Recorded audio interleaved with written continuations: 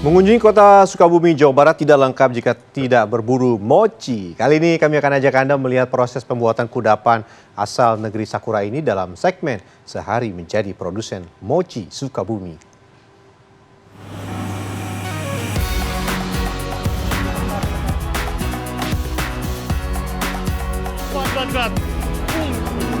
Berkunjung ke Sukabumi, Jawa Barat tidak lengkap kalau tidak memburu kudapan satu ini. Jawabannya tepat kalau Anda menebak mochi. Tekstur yang kenyal dengan rasa manis membuat mochi jadi primadona para wisatawan. Langsung saja nih, saya ajak Anda ke gudang bahan baku untuk membuat mochi. Bahan utama dalam membuat mochi khas Sukabumi adalah tepung ketan, gula, kacang tanah, dan juga tepung kanji. Kita buat dulu nih adonan mochi. Masukkan tepung ketan ke dalam alat khusus ini. Sekali membuat adonan biasanya dibutuhkan 10 kg tepung ketan. Aduk selama sekitar 5 menit. Kalau dulu sih adonan diaduk secara manual, tapi sekarang nyerah deh, sudah banyak konsumen.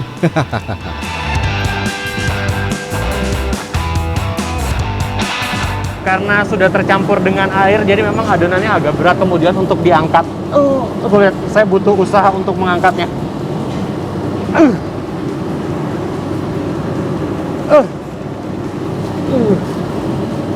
Beberapa kali nih, 10 kilo tepung ketan.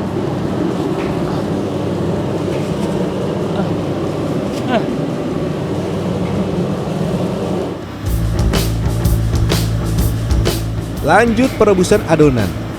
Pindahkan dulu ke dekat wajan besar di mana proses perebusan berlangsung. Harus diangkat. Kuat nggak ya? Kuat pasti nih.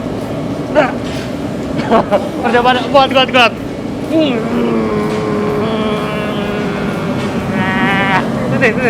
Oh. Padahal jaraknya nggak jauh.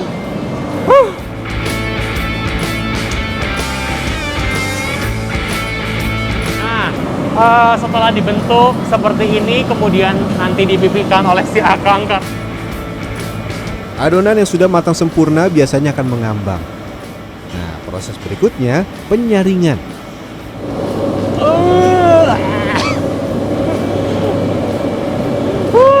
Aduh. Kalau saya sedikit Pak, nggak apa-apa ya Pak. Aduh.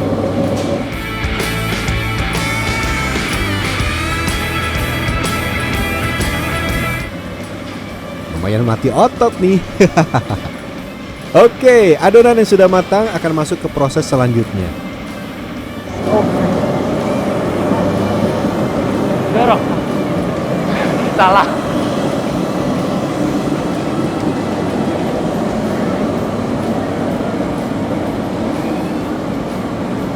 Masuk ya Kang. Oke.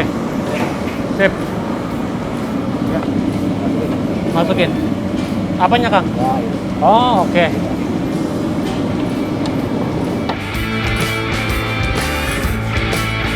Adonan mochi yang sudah dimasak kembali diaduk menggunakan mesin. Lanjut beri perasa dan juga pewarna. Oke, rasanya sudah siap, jadi saya akan produksi rasa kopi mocha. Nah ini perasa makanannya ya Kang ya. Tinggal dimasukin aja ke dalam, kita langsung masuk ke dalam. Masukin Pak.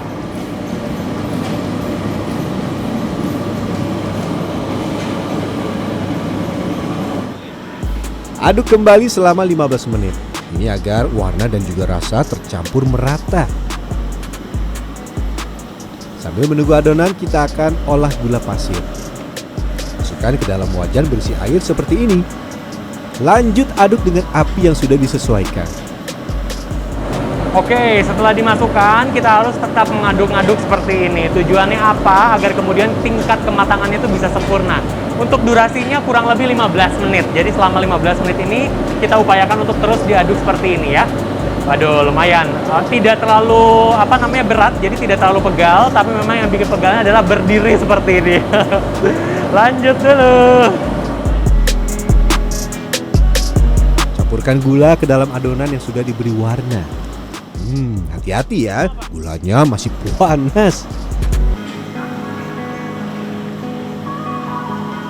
Sebelum dicetak, kita siapkan dulu bahan lain, yaitu tepung kanji. Tapi 2 kg tepung kanjinya harus disangrai dulu ya di atas api besar. Tujuannya agar matang dan bisa menyatu dengan adonan. Oke, kita kembali ke adonan. Adonan yang sudah menyatu dengan gula selanjutnya dicetak. Karena suhunya sangat panas, wah, saya cuma lihat aja deh daripada nanti gagal dan berantakan. Adonan sudah kenyal dan aromanya sudah tercium. Adonan mochi diletakkan ke dalam loyang persegi panjang dan akan dicampur tepung kanji yang sudah disangrai tadi. Wih, jangan lupa ya untuk diratakan. Wow.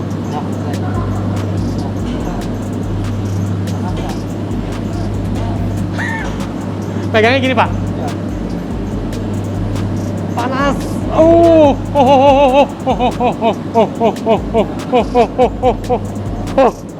Panas banget.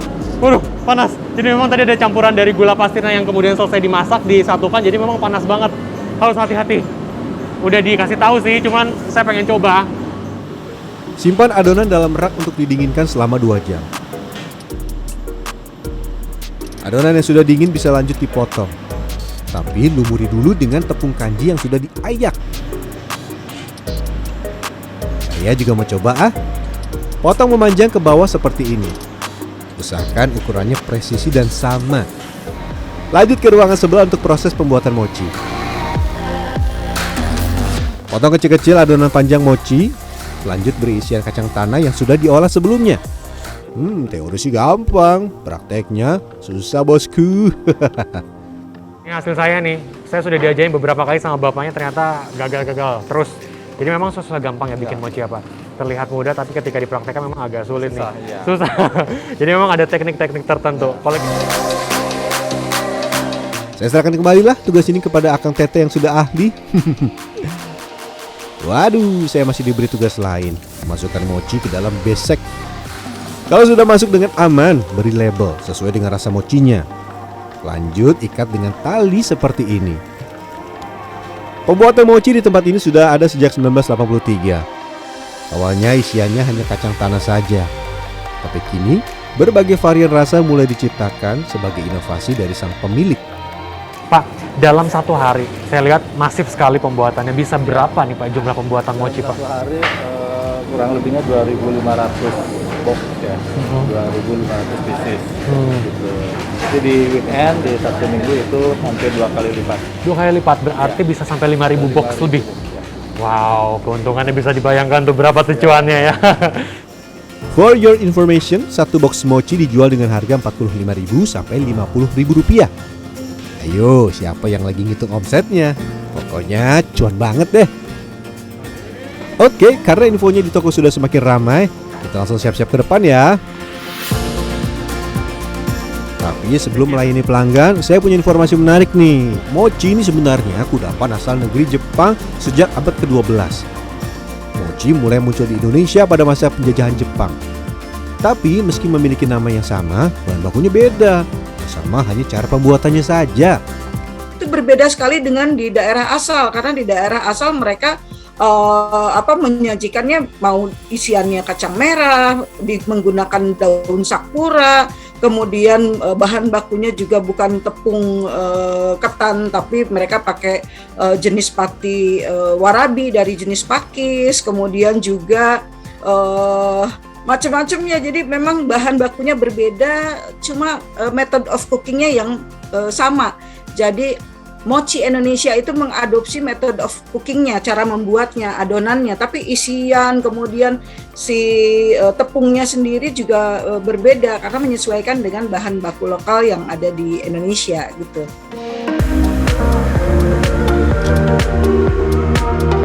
Oke, kembali ke toko. Satu persatu mochi yang sudah ditali dimasukkan ke tempat ini. Jumlahnya banyak banget. Pada akhir pekan seperti ini, lebih dari 2.500 box ini dibuat untuk kemudian dijual. Nah, karena di dapur produksi sudah selesai, jadi saya harus bergeser ke tempat ini. Jadi di sini kita akan melayani para pelanggan yang datang untuk membeli mochi. Tapi kayaknya nggak usah pakai alat-alat seperti celemek dan juga hair cap ya? Hair cap ini ya? Ya, hair cap. Oke, kita buka seperti ini. Set. Aduh. Gimana nih? pakai dulu maskernya. Oke. Benar. Udah rapi? Oke ya. Kita layani para pelanggan yang datang ke sini. Lanjut. Oke.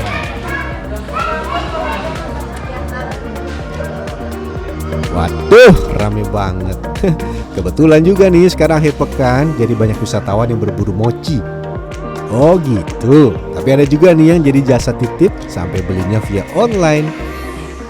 Ini Bu. Ini nih, ini. yang keranjang. Ini ya.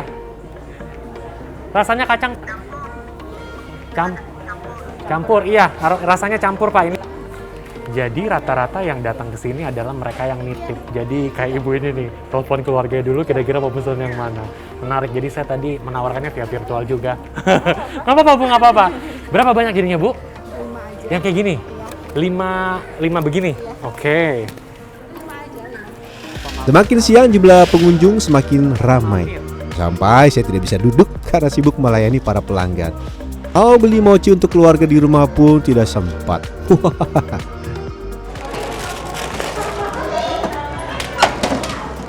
Monggo Bapak barangnya. Terima kasih banyak Pak. Waduh, menjadi pengusaha mochi ternyata tidak gampang, banyak proses di dalamnya dari mulai di dapur. Tadi saya sudah membuat adonan sampai kemudian penjualan. Menarik juga nih, terutama tadi belajar banyak dari Pak Rudi soal trik dan juga tipsnya menjadi seorang pengusaha. Mudah-mudahan bisa menginspirasi dan juga menjadi acuan bagi Anda jika mau jadi pengusaha ya. Saya mau lanjut dulu dan sampai di sini dulu. Kiki Aryadi, Rizky Rahadian, Sukabumi, Jawa Barat. Masih banyak Kang. Kita masih nunggu-nunggu lagi untuk kemudian kita packing ya. Oh, silakan Pak, sini Pak, mari.